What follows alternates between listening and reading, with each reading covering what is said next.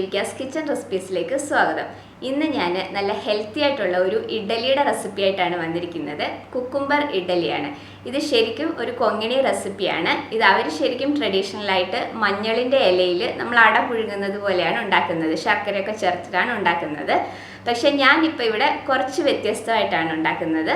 നമ്മുടെ നോർമൽ ഇഡ്ഡലി തട്ടിൽ ഇഡ്ഡലി പോലെയാണ് ഉണ്ടാക്കുന്നത്. അതുപോലെ ഞാൻ മധുരം ചേർത്തിട്ടല്ല ഇത് ഉണ്ടാക്കുന്നത്. കുറച്ച് വ്യത്യസ്തമായിട്ടാണ് ഉണ്ടാക്കുന്നത്. നല്ല ഈസി ആയിട്ട് ഉണ്ടാക്കാൻ പറ്റിയതാണ്. നമ്മൾ അരയ്ക്കുകയോ ഫെർമെൻറ്റ് ചെയ്യുകയോ ഒന്നും വേണ്ട. പെട്ടെന്ന് ഇൻസ്റ്റൻ്റ് ആയിട്ട് തന്നെ ഉണ്ടാക്കാൻ പറ്റിയ ഒരു ഇഡ്ഡലിയാണ്. നല്ല ഹെൽത്തി ആയിട്ടുള്ള ഇഡ്ഡലിയാണ്.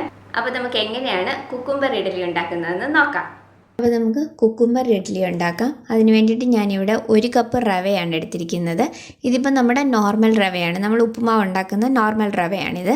ഇതിന് പകരം ഇഡ്ഡലി റവ വേണമെങ്കിൽ യൂസ് ചെയ്യാം. ഇതിപ്പം ഞാൻ 1 കപ്പ് 250 ml കപ്പിന് 1 കപ്പാണ് എടുത്തിരിക്കുന്നത്.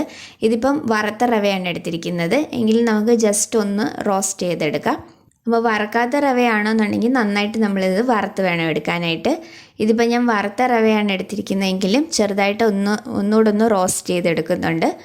അപ്പോൾ ലോ ഫ്ലെയിമിലിട്ടിട്ട് ജസ്റ്റ് ഒന്ന് റോസ്റ്റ് ചെയ്തെടുക്കാം. അപ്പോൾ ഈ ഇഡ്ഡലി നമുക്ക് റവ ചേർത്തിട്ടല്ലാതെ അരി വെച്ചിട്ടും ഉണ്ടാക്കാം. നമ്മൾ നോർമൽ ഇഡ്ഡലി ഉണ്ടാക്കുന്ന അരി 4 മണിക്കൂർ കുതിർത്തതിന് ശേഷം അരച്ചെടുത്തിട്ട് റവ വെച്ചിട്ടാവുമ്പോൾ പെട്ടെന്ന് ഇൻസ്റ്റൻ്റ് ആയിട്ട് എളുപ്പത്തിൽ ഉണ്ടാക്കിയെടുക്കാൻ പറ്റുന്നതാണ്. നല്ല ടേസ്റ്റുമാണ് ഈ ഇഡ്ഡലിക്ക്. ഇപ്പോൾ നമ്മുടെ റവ ചെറുതായിട്ടൊന്ന് റോസ്റ്റ് ചെയ്തെടുത്തിട്ടുണ്ട്. അപ്പോൾ ഇത് മതി. ഞാനിപ്പോൾ ഫ്ലെയിം ഓഫ് ചെയ്ത് വെക്കുകയാണ്. അപ്പോൾ ഇനി ഞാനിവിടെ എടുത്തിരിക്കുന്നത് കുക്കുംബറാണ്. 2 മീഡിയം സൈസിലുള്ള കുക്കുംബറാണ് ഗ്രേറ്റ് ചെയ്തെടുത്തിരിക്കുന്നത്. വലിയ കുക്കുംബർ ആണെന്നുണ്ടെങ്കിൽ ഒരെണ്ണം എടുത്താൽ മതി. ഇതും 1 കപ്പാണ്. 250 ml കപ്പിന് 1 കപ്പാണ്. നമ്മുടെ റവയുടെ അതേ അളവിൽ തന്നെയാണ് കുക്കുംബറും വേണ്ടത്. അപ്പോൾ ഇതിപ്പോൾ ഞാൻ തൊലി കളഞ്ഞിട്ടാണ് എടുത്തിരിക്കുന്നത്. നിങ്ങൾക്ക് തൊലിയോട് കൂടിയിട്ട് വേണമെങ്കിലും ഗ്രേറ്റ് ചെയ്തെടുക്കാം.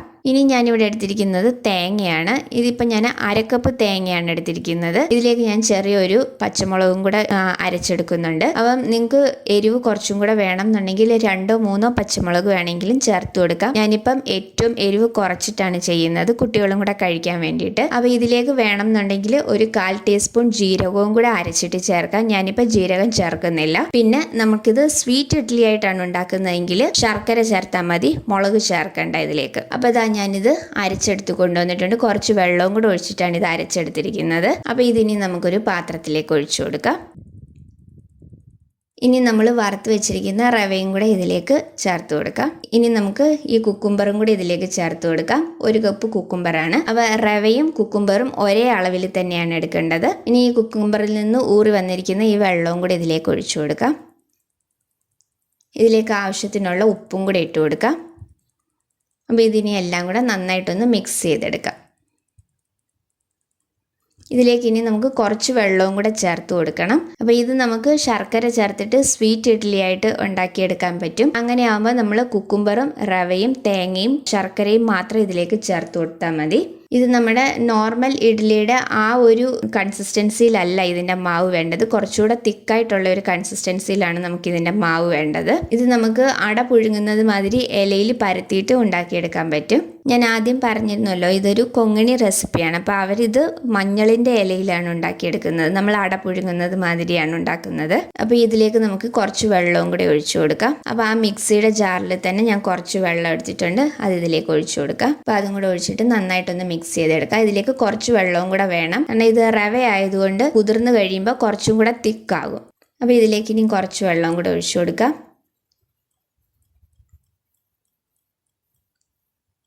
കുറച്ച് വെള്ളവും കൂടെ ഒഴിച്ചിട്ട് നന്നായിട്ടെല്ലാം ഒന്ന് മിക്സ് ചെയ്തെടുക്കാം. ഇതിനി നമ്മളൊരു 10 മിനിറ്റ് ഒന്ന് അടച്ച് മാറ്റി വയ്ക്കാം. അപ്പോഴത്തേക്ക് ഈ റവ ഒന്നുകൂടെ ഒന്ന് കുതിർന്നിട്ട് കുറച്ചും കൂടെ ഇതൊന്ന് തിക്കാവും. പിന്നെ ഈ കുക്കുംബറിൽ നിന്ന് കുറച്ച് വെള്ളം ഊറി വരികയും ചെയ്യും. അതുകൊണ്ട് നമ്മൾ ഒരുപാട് വെള്ളം ചേർത്ത് കൊടുക്കണ്ട. കുറച്ച് തിക്കായിട്ടുള്ള ഒരു മാവാണിത്. ഇനി ഇതിലേക്ക് ബാക്കിയുള്ള വെള്ളവും കൂടെ ഒഴിച്ചു കൊടുക്കാം. അപ്പോൾ മൊത്തത്തിൽ ഞാൻ 1/2 കപ്പ് വെള്ളമാണ് ഒഴിച്ചു കൊടുത്തിരിക്കുന്നത്. അപ്പോൾ അതും കൂടെ ഒഴിച്ച് നന്നായിട്ടൊന്ന് മിക്സ് ചെയ്തെടുക്കാം. അപ്പോൾ ഇത്രയും വെള്ളം മതി ഇതിലേക്ക്.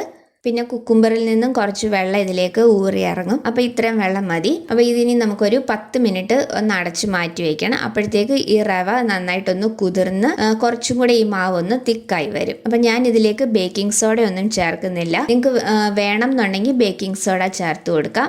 പക്ഷെ അത് ചേർക്കാതെ തന്നെ നമുക്ക് നല്ല സോഫ്റ്റ് ആയിട്ടുള്ള ഇഡ്ഡലി ഉണ്ടാക്കിയെടുക്കാൻ പറ്റും. അപ്പോൾ ബേക്കിംഗ് സോഡ ചേർക്കുന്നുണ്ടെന്നുണ്ടെങ്കിൽ ഇഡ്ഡലി ഉണ്ടാക്കുന്നതിന് തൊട്ട് മുന്നായിട്ട് മാത്രം ചേർത്ത് കൊടുത്താൽ മതി. ഇതിലേക്ക് മല്ലിയില വേണം എന്നുള്ളവർക്ക് നമുക്ക് കുറച്ച് മല്ലിയിലയും കൂടെ ചോപ്പ് ചെയ്തത് ചേർത്ത് കൊടുക്കാം. ഞാനിപ്പോൾ മല്ലിയില ചേർക്കുന്നില്ല, ഇവിടെ കുട്ടികൾ കഴിക്കില്ല, അതുകൊണ്ട് ഞാൻ മല്ലിയില ചേർക്കുന്നില്ല. നിങ്ങൾക്ക് വേണമെന്നുണ്ടെങ്കിൽ കുറച്ച് മല്ലിയിലയും കൂടെ ചോപ്പ് ചെയ്ത് ഇതിലേക്ക് ചേർത്ത് കൊടുക്കാം. അപ്പോൾ ഇതിനി നമുക്ക് ഒരു 10 മിനിറ്റ് ഒന്ന് മാറ്റി വയ്ക്കാം. ഇപ്പോൾ ഒരു 10 മിനിറ്റ് കഴിഞ്ഞിട്ടുണ്ട്. അപ്പോൾ നമ്മുടെ റവയൊക്കെ നന്നായിട്ട് കുതിർന്ന് വന്നിട്ടുണ്ട്. ആ കുക്കുംബറിൽ നിന്നും കുറച്ച് വെള്ളം ഊറി ഇറങ്ങിയിട്ടുണ്ട്. ഈ ഒരു തിക്നെസ്സിലാണ് നമുക്ക് ഈ മാവ് വേണ്ടത്. ഒരുപാട് തിക്കല്ല, എന്നാൽ ഒരുപാട് ലൂസായിട്ടുമല്ല. ഈ ഒരു പരുവത്തിൽ വേണം നമുക്കിതിൻ്റെ മാവ് എടുക്കാനായിട്ട്. ഇതിനി നമ്മൾ ഇലയിൽ പരത്തിയിട്ട് അട പുഴുങ്ങുന്നത് രീതിയിലാണ് ഉണ്ടാക്കുന്നതെങ്കിൽ കുറച്ചും കൂടെ തിക്കായിട്ട് എടുത്താൽ മതി ഈ മാവ്. ഇത്രയും തന്നെ ലൂസ് വേണ്ട. അപ്പോൾ ഇതിനി നമുക്ക് ഇഡ്ഡലി ഉണ്ടാക്കാം. ബേക്കിംഗ് സോഡ ചേർക്കണം എന്നുള്ളവർക്ക് ഈ സ്റ്റേജിൽ ഇതിലേക്ക് ഒരു നുള്ളു ബേക്കിംഗ് സോഡയും കൂടെ ചേർത്ത് കൊടുത്താൽ മതി. ഞാൻ പക്ഷേ ഇപ്പം ചേർക്കുന്നില്ല.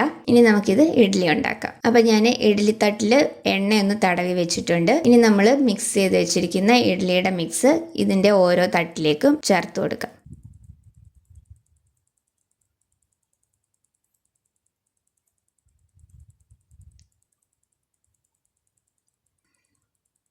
അപ്പം ഞാൻ ഇഡ്ഡലി തട്ടിലേക്ക് ഇതിൻ്റെ മാവൊക്കെ ഒന്ന് വെച്ച് കൊടുത്തിട്ടുണ്ട്. ഇനി നമുക്കിത് ഇഡ്ഡലി ഉണ്ടാക്കിയെടുക്കാം. അപ്പം ഞാൻ ഇഡ്ഡലി പാത്രത്തിൽ കുറച്ച് വെള്ളം തിളപ്പിക്കാനായിട്ട് വെച്ചിട്ടുണ്ടായിരുന്നു. അപ്പോൾ വെള്ളം ഇപ്പം നന്നായിട്ട് തിളച്ച് വന്നിട്ടുണ്ട്. അപ്പോൾ ഇനി ഈ ഇഡ്ഡലിയുടെ തട്ട് നമുക്കിതിലേക്ക് ഇറക്കി വയ്ക്കാം. ഇതിനി നമുക്ക് ഒരു മീഡിയം ഫ്ലെയിമിൽ 10 മിനിറ്റ് കുക്ക് ചെയ്തെടുക്കാം. ഇതിലേക്ക് നമുക്ക് അടുത്ത തട്ടും കൂടെ വെച്ച് കൊടുക്കാം.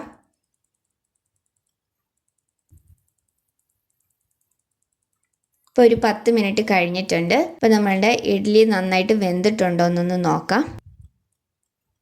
നന്നായിട്ട് വെന്ത് വന്നിട്ടുണ്ട് നമ്മുടെ ഇഡ്ഡലി. അപ്പോൾ ഇതിനി നമുക്ക് ഇതിൽ നിന്ന് മാറ്റാം.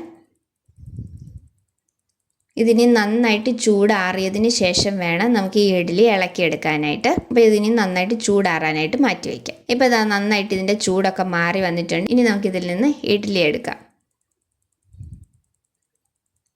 അപ്പോൾ അത് നല്ല സോഫ്റ്റ് ആയിട്ടുള്ള ഇഡ്ഡലി ആയിട്ട് തന്നെ കിട്ടിയിട്ടുണ്ട്. നമ്മൾ ബേക്കിംഗ് സോഡ ഒന്നും ചേർക്കാതെ തന്നെ നല്ല സോഫ്റ്റ് ആയിട്ടുള്ള ഇഡ്ഡലിയാണ് കിട്ടിയിരിക്കുന്നത്. അപ്പോൾ ഇതിനി ഞാനൊന്ന് മുറിച്ച് കാണിച്ചു തരാം. അപ്പോൾ ഇതാ കണ്ടോ, നല്ല സോഫ്റ്റ് ഇഡ്ഡലിയാണ്, നല്ല ടേസ്റ്റി ആയിട്ടുള്ള ഇഡ്ഡലിയാണ്. ബേക്കിംഗ് സോഡ ഒന്നും ചേർക്കാതെ തന്നെ നല്ല സോഫ്റ്റ് ഇഡ്ഡലി ആയിട്ട് തന്നെ വന്നിട്ടുണ്ട്. നല്ല ടേസ്റ്റി ആയിട്ടുള്ള നല്ല ഹെൽത്തി ആയിട്ടുള്ള ഒരു ഇഡ്ഡലിയാണ്. അപ്പോൾ എല്ലാവരും ഇതൊന്ന് ട്രൈ ചെയ്ത് നോക്കണം.